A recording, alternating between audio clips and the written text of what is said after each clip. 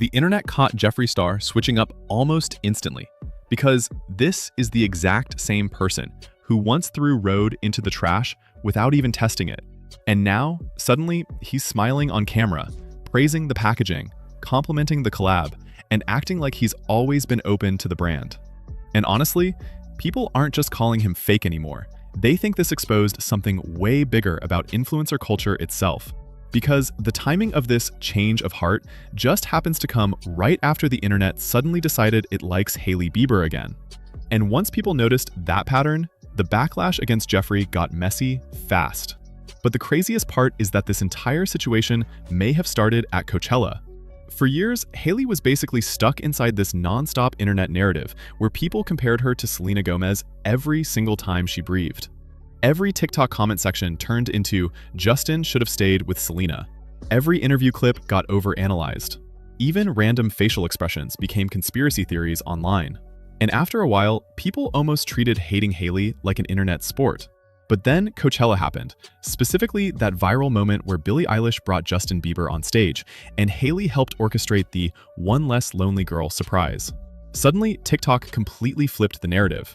Instead of seeing Hailey as the villain, people started seeing her as supportive, calm, and honestly, kind of sweet. Fans loved seeing her hype Justin up backstage. They loved hearing that the Billie surprise was partly her idea. And for the first time in a long time, the internet stopped dragging her and started romanticizing her. But that shift also created a problem for people who built content around hating her. Because once Hailey became likable again, old clips started resurfacing immediately. And one of the biggest clips people dragged back onto TikTok was Jeffree's original Rhode review. Except, people realized it wasn't actually a review at all. He literally opened the package, mocked the branding, insulted Hailey personally, and threw the products in the trash without trying them. Hi guys, this came in the mail! So I just got back from Paris. I've been catching up here at the Star Yak Ranch, and life has been really fucking busy, so we are fully back to reviewing makeup, and this came in the mail. Okay, so the packaging is so boring, and then I open it up, and girl, she literally looks like she wants to die. Like, focus. Oh my god, that face is like, why did I do this? Why did I create a skincare brand? So when you're privileged and you use daddy's money and you've never worked a day in your life, I guess this is what we're doing. Okay, you guys, I don't even know what to say. This is so boring. I'm not even trying to be funny for once. This is what she's giving. In this house, we are team Selena and we are team not bullying anyone. So we're gonna skip today's review. Wait, she doesn't even deserve a pink trash can. And just like Shawn Mendes said, bye. At the time, the internet loved it because anti-Hailey content was basically guaranteed engagement. And that's the part people are now focusing on. They think Jeffree wasn't reacting to the products, he was reacting to whatever opinion was most profitable online. Which honestly changed the entire way people looked at that clip. Because suddenly it stopped feeling like honest commentary and started looking more like calculated outrage farming during a period when Jeffree's relevance on YouTube wasn't exactly where it used to be. And fans think the biggest mistake he made came afterward. Because throwing the products away was one thing, but later, Jeffree doubled down during a podcast appearance and made jokes about Rhode while openly admitting he never even tested the skincare. That's the moment people say cracked his honest reviewer image. Hailey Bieber or someone on her team did flag my video, and TikTok was very sweet to be like, what, why? And then they brought her back. Yeah. So I wrote down a bunch of celebrity beauty brands. Yeah. Rhode being at the top of the list because we saw that it was reported and you weren't a fan of it. I want to go through these brands and kind of give like. Now, have you tried Rhode pest control? I mean skincare. She has. I have not. Use it. I'm not a. Oh, this is so cool. Yeah. Okay, so no. Hand up, I use it. So no shade. Why or what makes you actually enjoy it versus everything on the market? This is called market research. Yeah. For years, Jeffree built this reputation around being brutally truthful because he supposedly didn't care about PR lists or sponsorships. His whole brand was basically, I'll say what everyone else is scared to say.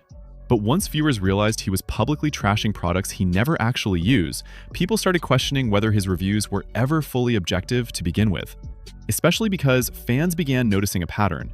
And weirdly enough, the Louis Vuitton beauty drama is what made a lot of people rethink Jeffree entirely. I woke up today to thousands and thousands of random hate comments, all about Miss Louis Vuitton. Okay, so the topic of discussion is, of course, the $250 eyeshadow palette. Now, I guess Nikki Tutorials and James Charles reviewed the makeup. They bought it themselves. They were not on the PR list. So is it giving Bitter Betty, or why am I involved? I actually respect Nikki Tutorials, but if you hear her in the intro, she said that she reviewed a different Louis palette for her YouTube channel, and that one was totally fine with pigment. Even though it was boring according to her, it had pigment. So she chose to use the lightest color story for TikTok, and now everyone's coming at me like I'm a liar. I was seeing a lot of things that, oh, Jeffree, you just wanted to be on the PR list for Louis, so you lied for them. I'm the dumbass that bought a $150,000 pool table from Louis Vuitton. To all these comments, well, Nikki and James used it and it didn't, and they didn't have the same experience as you. We're still listening to what James Charles has to say, someone that admitted to texting minors and then deleted the apology video. You guys are believing someone that likes children. Because when other creators criticized the luxury makeup launch and said the products didn't justify the price, Jeffree defended the brand aggressively.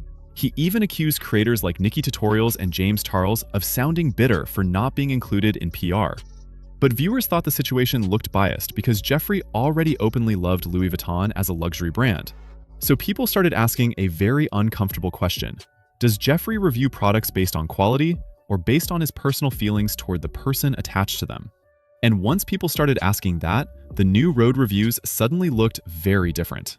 Because now Jeffree's tone toward Rhode is almost unrecognizable compared to before. Justin Bieber has collabed with Rhode to launch new skincare items. Let's see if they're any good or not. Rhode and Bieber's The Set. We got this for only $56 retail. Let's see what it is. We have the Justin Bieber and Hailey banana peel eye patches. These are made in Korea and actually look really promising. We have a new peptide lip treatment in caramelized banana. Then we have, what the hell is this? Okay, so, oh dear. Hydrocolloid pimple stickers. Cooling eye patches have launched before in this packaging. I think this is just a new style. These are supposed to depuff. They're filled with caffeine. Ooh, I love this brown packaging. Look at these. These look really cute. I'm loving the color story. Hi. Eye patches are on, and now let's try the new lip treatment. Let's take this off. Caramelized banana sounds so yummy. Ooh, I can't believe I'm adding another one to the collection, but I know what the formula is supposed to be like. Let's try it. Now, whether they did this collab because of his Coachella moment, I don't care. I think it's really cute. Justin Bieber, he's an OG. Hi. Oh my gosh, the banana smells so yummy. Go right in here to our lips. They're a little dry. It's been very windy, rainy, and snowing here in Wyoming. There's no stickiness. It smells absolutely amazing and it's working. Okay, here we go. Pimple shields. Now I chose the mushroom style. What is, oh my God, there's even instructions. Look at these, y'all. Allegedly, these are pimple shields. Stickers are claiming that they will clinically prove to minimize the look of spots. Stick them on anywhere and let them absorb. Instead of mocking the brand, he's complimenting the packaging, praising the formulas, talking about the lip treatments, saying the collab with Justin is cute, and fully engaging with the launch like a normal beauty creator. And viewers immediately noticed the energy shift, especially because this change happened right as Hailey's public image improved online. That timing is exactly why people think this situation blew up so hard.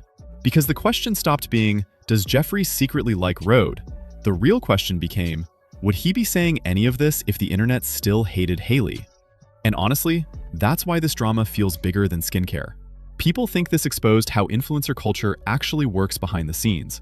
Because creators don't just react to products anymore, they react to public approval. The safest position online is usually whatever opinion the audience already agrees with. And the fastest way to get dragged is supporting the person the internet currently wants to hate. So when public opinion changes, some influencers quietly recalibrate their entire energy too. And viewers are becoming way more aware of that now. That's why people aren't only criticizing Jeffree for flip-flopping, they're criticizing the idea that internet honesty might actually depend on what's trending that week. And that's really the reason this whole thing exploded. Because this stopped being about lip treatments and skincare patches almost immediately. It turned into a conversation about whether audiences can actually trust influencers whose entire careers are built on being real, especially when their opinions seem to evolve at the exact same speed as internet trends. Because if Rhode had still been unpopular right now, would Jeffree be reviewing these products the same exact way? Or would they still be sitting in the trash can? Let me know what you think below.